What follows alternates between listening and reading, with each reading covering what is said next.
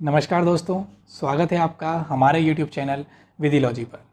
आज हम बात करने वाले हैं नए एक्ट के बारे में जिसका नाम है indecent representation of woman prevention act 1986 या फिर स्त्री अशिष्ट रूपण प्रतिषेध अधिनियम 1986। इस अधिनियम का उद्देश्य है कि जो महिलाओं का अश्लील चित्रण या अशिष्ट रूपण होता है उसको रोका जा सके या उसे प्रतिबंधित किया जा सके। इस अधिनियम के माध्यम से यह बताया गया है कि किस तरीके की चीज़ें या किस माध्यम से जो है ऐसा अशिष्ट रूपण होगा और उसके लिए क्या सज़ा दी जा सकेगी। इस अधिनियम के अलावा और भी अधिनियम है जिसके अंतर्गत इस तरीके के अपराध के लिए जो है प्रावधान किए गए हैं और कड़ी सज़ा का जो है वहाँ पर प्रावधान किया गया है। तो वो एक्ट कौन से हैं वह भी हमें जान लेना चाहिए ताकि एक कनेक्ट हम कर पाएँ कि आखिर कहाँ पर इस तरीके के प्रोविज़न्स किए गए हैं जो कि जनरली भी हमें याद रहने चाहिए। तो सबसे पहले देखते हैं तो जो केबल टेलीविज़न नेटवर्क 1995 का जो एक्ट है उसके अंदर ये प्रोविज़न किया गया है कि यदि किसी फिल्म या एडवर्टाइजमेंट में यानी कि विज्ञापन के अंतर्गत जो है किसी महिला का अशिष्ट रूपण यानी कि अश्लील चित्रण किया जाता है तो ऐसे विज्ञापन या फिल्म का प्रसारण नहीं किया जाएगा। इसके साथ साथ यदि किसी फिल्म या विज्ञापन के अंतर्गत किसी रंग को देखकर या जाति या प्रजाति या फिर जो है राष्ट्रीयता के ऊपर जो है उसके अंदर कुछ उपहास उड़ाया गया है तो ऐसे प्रसारण वहाँ पर नहीं किए जाएंगे। और यदि किसी फिल्म या एडवर्टाइजमेंट के अंदर किसी महिला को जो है एक ऐसा पैसिव या सबमिसिव यानी कि उसे दबा हुआ बताया गया है यानी कि जो पुरुष जाति के अंतर्गत जो है कि वह काम ही करते रहे या फिर उनको जो ऐसा बताया गया है कि वह बाहर काम ना कर सके, इस तरीके की छवि जो उनकी अगर बताई गई है जो समाज के अंदर बनना सही नहीं है तो उसका प्रसारण भी जो है टेलीविज़न पर नहीं किया जाएगा। तो इस तरीके के जो प्रोविज़न है वो जो है केबल एंड टेलीविज़न नेटवर्क 1995 का जो एक्ट था उसके अंदर किए गए हैं। इसके अलावा दूसरा ऐसा एक्ट है जिसके अंदर इसमें प्रोविज़न किए गए तो वह है आईटी एक्ट यानी कि इंफॉर्मेशन टेक्नोलॉजी एक्ट 2000। उसके अंदर भी जो है इसके अंदर इस तरीके के जो अपराध हैं यानी कि अश्लील चित्रण से रिलेटेड जो अपराध है उसके लिए प्रोविज़न्स किए गए हैं। उसके अंदर ये बताया गया है कि जो पोर्नोग्राफिक मटेरियल होता है यानी कि जो अश्लील चित्रण होते हैं उनका यदि कोई प्रसारण करता है तो उसके ऊपर यहाँ पर प्रतिषेध किया गया है, उसे निषेध किया गया है और यदि कोई ऐसा करता है तो उसके लिए यहाँ पर सख्त से सख्त सज़ा का प्रावधान किया गया है। इसके अलावा जो एक और अधिनियम है जो कि इस अधिनियम से जो कि आज हम पढ़ रहे हैं indecent representation of woman act, इसी से बिल्कुल रिलेटेड है क्योंकि वह इसी का एक एक्सपेंशन या बोल सकते हैं इसी का एक जो है अग्र स्वरूप है जिसके अंदर इंक्लूड किया गया है या फिर जिसका नाम है महिला एवं बाल अशिष्ट चित्रण प्रतिषेध अधिनियम। यानी कि उसके अंदर अभी जो हम पढ़ रहे हैं वो महिला अधिनियम है और इसके साथ साथ जो बालकों के लिए जो यानी कि जो छोटे बच्चे हैं उनसे रिलेटेड अगर जो कोई चित्रण करता है जो अशिष्ट चित्रण करता है तो उसको इंक्लूड करके जो है एक नया अधिनियम बनाया गया जो कि 2008 के अंदर बनाया गया। इसके अंदर कुछ और जो है नए प्रोविज़न्स जोड़े गए और जो ये अधिनियम है यानी कि इनडिसेंट रिप्रेजेंटेशन ऑफ वुमन जो है इसके अंतर्गत और इसकी जो व्यापकता है उसको बढ़ाने के लिए जो है इस अधिनियम के अंतर्गत 2008 में जो अधिनियम आया इसके अंदर प्रोविज़न्स किए गए। इसमें यह बताया गया कि यदि कोई व्यक्ति ऑडियो विजुअल माध्यम से यानी कि चित्र और साउंड के हिसाब से जो है कोई अशिष्ट चित्रण करता है या उसका प्रसारण करता है यानी कि ट्रांसमिट करता है तो उसको भी इस दायरे में लाया गया और उसके ऊपर भी यहाँ पर सज़ा का प्रावधान किया गया। इसके साथ ही जैसे कि आज की जो प्रेजेंट जनरेशन है जिसमें हम देख रहे हैं कि जो मोबाइल प्लेटफॉर्म्स आ गए हैं, OTT प्लेटफॉर्म्स आ गए हैं जिनके अंतर्गत जो है कई जगह पर अश्लीलता दिखाई जा रही है। तो ऐसी चीज़ों को कंट्रोल करने के लिए भी जो है प्रोविज़न्स बनाने की आवश्यकता है क्योंकि अभी तक जो हमने एक्ट देखे इनके अंदर प्रोविज़न्स तो हैं लेकिन इसके अंदर कुछ एक्सेप्शंस भी हैं। तो वो भी हम जो ये एक्ट है इसका जब हम सेक्शन वाइज जो डिस्कशन करेंगे तो उसके अंदर हम देखेंगे कि आखिर कहाँ पे और किन किन चीज़ों के लिए जो है यहाँ पर एक्सेप्शंस दिए गए हैं। इसी के अंदर जो महिला एवं बाल अशिष्ट रूपण अधिनियम 2008 है इसके अंदर बताया गया कि यदि कोई मोबाइल क्लिप के माध्यम से इस तरीके का अपराध करता है या कोई CD बना के इस तरीके का जो है अपराध करता है तो उसके लिए भी यहाँ पर सख्त सज़ा का प्रावधान इस अधिनियम के माध्यम से किया गया है। तो यह थे दोस्तों कुछ ऐसे अधिनियम जो indecent representation of woman act 1986 के साथ साथ कनेक्टेड हैं।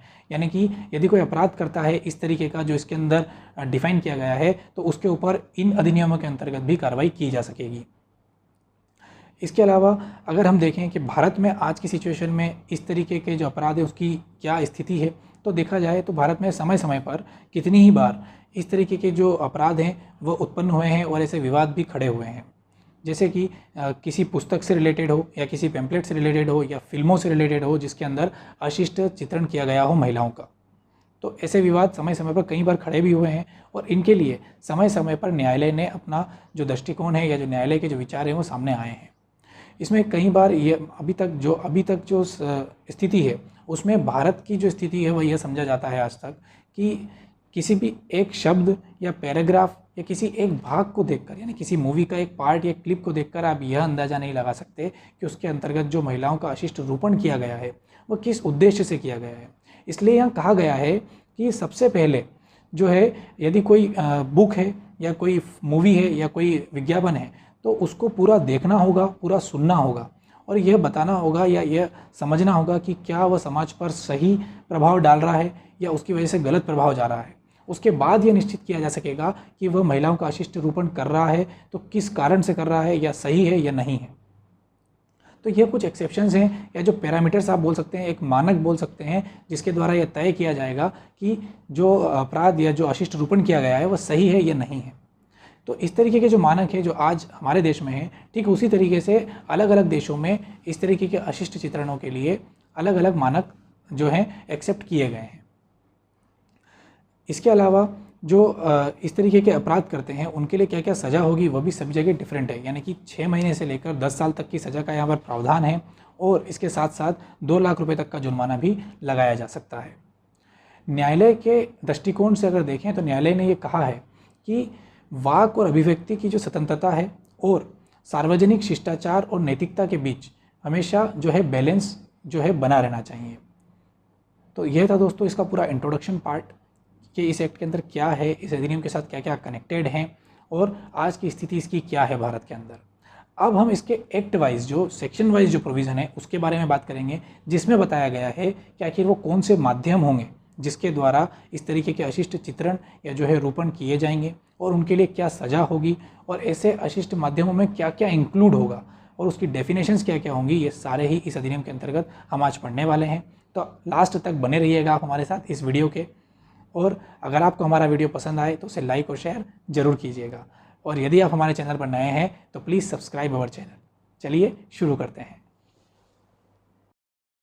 Indecent representation of woman prohibition act 1986, act number 60 of 1986, यानी कि अधिनियम संख्या क्रमांक है इसका 60 ऑफ 1986। राष्ट्रपति की अनुमति इसे 23 दिसंबर 1986 को प्राप्त हुई और ये लागू हुआ 2 अक्टूबर 1987। तो जो ये लागू होने वाली दिनांक है ये हमें याद रखनी है क्योंकि यह एग्ज़ाम में पूछी जा चुकी है। ऑब्जेक्टिव यानी कि इसका उद्देश्य है कि विज्ञापन यानी कि एडवर्टाइजमेंट या प्रकाशन यानी कि पब्लिकेशन के माध्यम से जो स्त्रियों का अपशिष्ट रूपण या फिर अश्लील चित्रण को प्रतिषेध करना। इसका विस्तार यानी कि एक्सटेंशन जो है वह संपूर्ण भारत पर है, ऑल इंडिया। इसके अंदर टोटल 10 सेक्शन है। बहुत ही छोटा एक्ट है लेकिन एग्जाम पर्पज से हमारे लिए बहुत इंपॉर्टेंट है। Section 2 definitions. इसकी जो डेफिनेशंस हैं वो बहुत ज़्यादा इंपॉर्टेंट हैं क्योंकि इन डेफिनेशंस के अंदर जो एक वर्ड है जैसे कि एडवर्टाइजमेंट, तो उसके अंदर क्या क्या आएगा वो सारी ही चीज़ें यहाँ बताई गई हैं। तो ये हमें अच्छे से याद रखना है क्योंकि यहीं से जो है क्वेश्चन बन सकते हैं। एडवर्टाइजमेंट विज्ञापन के अंतर्गत क्या आता है, तो कोई सूचना, परिपत्र यानी कि सर्कुलर, लेबल या रैपर या अन्य दस्तावेज हैं, और इसके साथ साथ इसके अंतर्गत प्रकाश, ध्वनि, धुआं या गैस के माध्यम से किया गया कोई दृश्य रूपण भी है।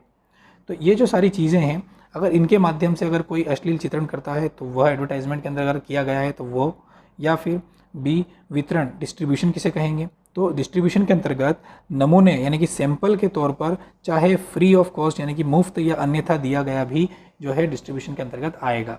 यानी कि अगर किसी को फ्री ऑफ कॉस्ट कोई बुक की कॉपी दे दी या कोई फिल्म की सीडी दे दी तो इस तरीके की जो चीज़ें हैं वह भी जो है डिस्ट्रीब्यूशन के अंतर्गत आएंगी। ऐसा नहीं है कि उसके लिए अगर उन्होंने पैसे नहीं लिए हैं तो डिस्ट्रीब्यूशन में नहीं आएगा, यानी कि अगर फ्री ऑफ कॉस्ट भी दिया है तो भी डिस्ट्रीब्यूशन में काउंट होगा। सी किसी स्त्री की आकृति, रूप या शरीर या अंग का ऐसी रीति से चित्रण करना जिसका प्रभाव अशिष्ट हो या अपमानजनक यानी कि डेरोगेटरी या निंदनीय डेनिग्रेटिंग हो, अथवा जिससे लोक नैतिकता यानी कि पब्लिक मॉरलिटी या नैतिक आचार यानी कि जो मॉरल्स हैं उनके द्वारा जो है, या फिर ऐसे जो मॉरल्स या जो मॉरलिटी है इनको विकृत, भ्रष्ट या क्षति होने की संभावना हो। ऐसा कोई अगर चित्रण किया गया है, या फिर डी लेबल, लेबल से यहाँ पर तात्पर्य है कोई लिखित, चिन्हित या स्टैम्प्ड या प्रिंटेड या चित्रित विषय वस्तु जो कि किसी प्रोडक्ट के ऊपर चिपकाई गई है या उसके ऊपर दिखाई दे रही है। तो लेबल, जैसे कि हम देखते हैं कई बार कोई जो प्रोडक्ट आते हैं, बॉटल्स आती हैं, या जो कई बार खाने से रिलेटेड कोई सामान आता है, तो इनके ऊपर कई बार स्टिकर्स ऊपर अलग से लगे होते हैं। तो ऐसे स्टिकर्स पे भी यदि कोई ऐसा अशिष्ट रूपण किया गया है तो वह भी इसके अंतर्गत आता है। ई पैकेज, तो यहाँ पैकेज से तात्पर्य है कोई भी जो पैकेज से रिलेटेड कोई भी बॉक्स हुआ, टीन हुआ, या कोई अन्य साधन भी है अगर पैकेजिंग के, तो वो भी इसके अंतर्गत आएंगे।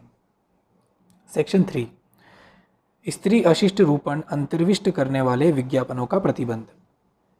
अब सेक्शन 3 और सेक्शन 4 जो हैं इस अधिनियम के अंतर्गत, वो सबसे ज़्यादा इम्पॉर्टेंट है, क्योंकि यही बताया गया है कि क्या अपराध होंगे या और उनके लिए जो सज़ा है वो सेक्शन 6 में बताई गई है। तो इसलिए हमें ये अच्छे से याद रखना है कि सेक्शन 3 में किस चीज़ के लिए बोला है और सेक्शन 4 में। तो सेक्शन 3 में बताया गया है कि विज्ञापनों का प्रतिबंध जिनके अंदर स्त्री का अशिष्ट रूपण किया गया हो। तो कोई व्यक्ति कोई ऐसा विज्ञापन जिसमें किसी भी रूप से स्त्रियों का अशिष्ट रूपण अंतर्विष्ट है प्रकाशित नहीं करेगा और प्रकाशित नहीं करवाएगा। इसके साथ साथ उसके प्रकाशन का या प्रदर्शन की व्यवस्था नहीं करेगा और उसमें भाग भी नहीं लेगा। तो जो कोई भी यह जो उपबंधित यहाँ पर नियम है इसका उल्लंघन करता है तो उसे धारा 6 के अंदर जो है दंडित किया जा सकेगा। तो यहाँ ये याद रखिए कि जो विज्ञापनों का प्रतिबंध है वो धारा 3 में लगाया गया है। धारा 4, स्त्री अशिष्ट रूपण अंतर्विष्ट करने वाली पुस्तकों, पुस्तिकाओं आदि के प्रकाशन या डाक द्वारा भेजने का प्रतिषेध। अब यहाँ बताया गया है कि जो बुक्स और पैम्पलेट होते हैं या फिर जो कुरियर के द्वारा जो उनको भेजा जाता है उसके ऊपर रोक, तो ये धारा 4 में बताई है। तो कोई व्यक्ति कोई ऐसी book, pamphlet, paper, slide, film, writing, drawing, painting या फोटोग्राफ जिसके द्वारा स्त्री का अशिष्ट रूपण होता हो, ऐसी चीज़ों को ना तो उत्पादन करेगा, ना करवाएगा, ना उसको बेचेगा, ना उसको किराए पर देगा, ना उसका जो है वितरण यानी कि ना तो डिस्ट्रीब्यूशन करेगा, ना उसको परिचालित करेगा और ना ही उसे डाक के द्वारा कहीं भेजेगा। तो ये सारी ही चीज़ें जो हैं यहाँ प्रतिबंधित की गई है और यदि कोई व्यक्ति ऐसा कोई कार्य करता है तो उसे दंडित किया जा सकेगा धारा 6 के अंतर्गत। परंतु इसके साथ साथ इसके कुछ एक्सेप्शंस भी हैं।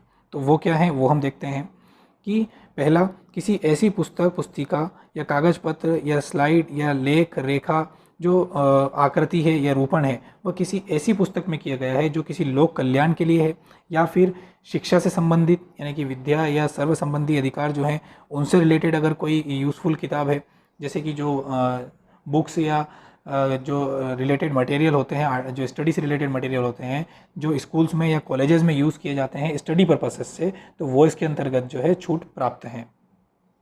और इसके साथ साथ यदि कोई सद्भावपूर्वक धार्मिक प्रयोजनों के लिए रखी गई या उपयोग में लाई जाती है ऐसी पुस्तकें भी जो हैं इसके अंदर छूट प्राप्त रहेंगी। तो ये पहला है कि कौन कौन सी जो बुक्स हैं वो कब छूट प्राप्त हैं।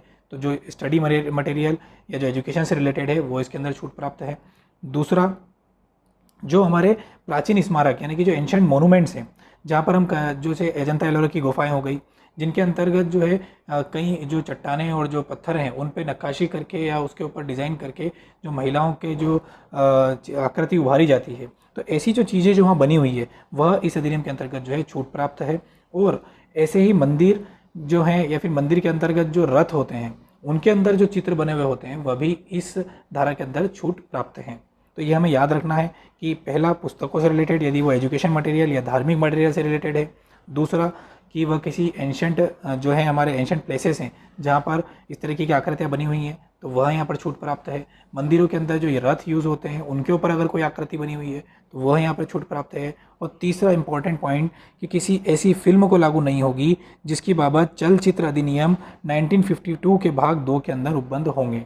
जो नहीं कि जो इस अधिनियम यानी कि चलचित्र अधिनियम के अंतर्गत जो फिल्म बनी हुई है और उसके नियम उसके ऊपर लागू होते हैं तो वहाँ पर यह अधिनियम की जो धारा है, धारा 4, वहाँ पर लागू नहीं होगी। सेक्शन 5, प्रवेश करने और तलाशी लेने की शक्तियाँ।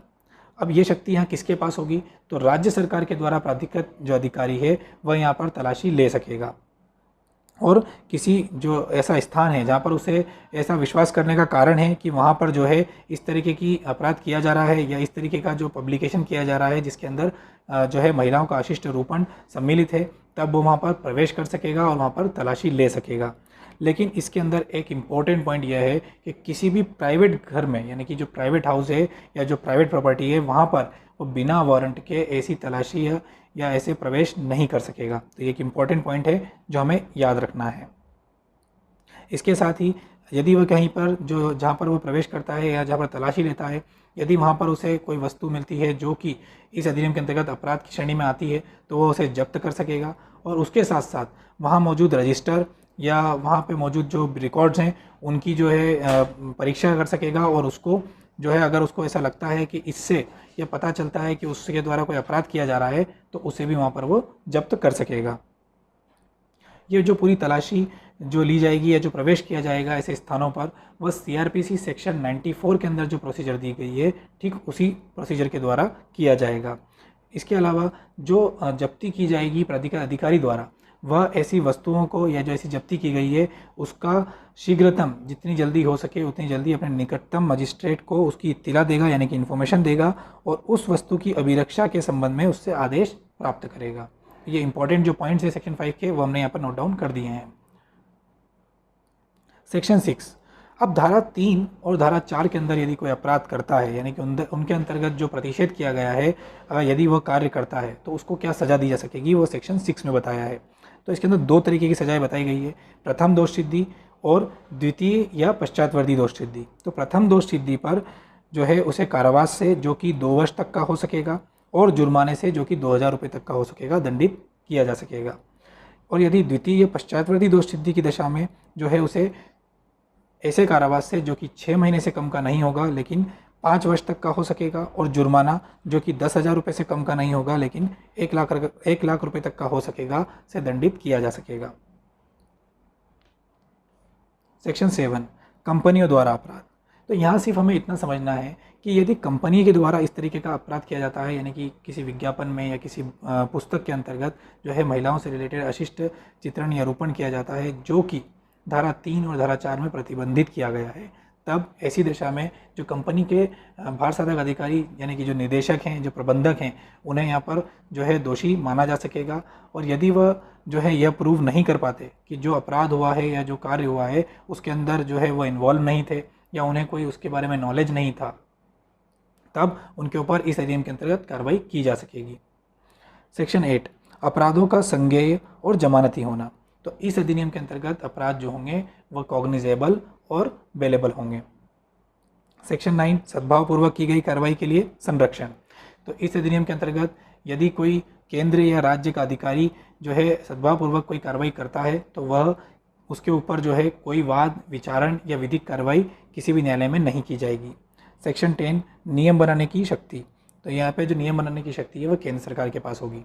तो यह था दोस्तों पूरा का जो indecent representation of woman prohibition act जो है उसके जो 10 सेक्शन है वो पूरे के पूरे जो उनके इंपॉर्टेंट पॉइंट्स हैं वो भी हमने यहाँ पर डिस्कस किए हैं। इसका जो MCQ वीडियो है वो भी हम जल्द लेकर आएंगे। यहाँ तक आपको ये वीडियो कैसा लगा हमें ज़रूर बताइएगा कमेंट सेक्शन में। Thank you for watching.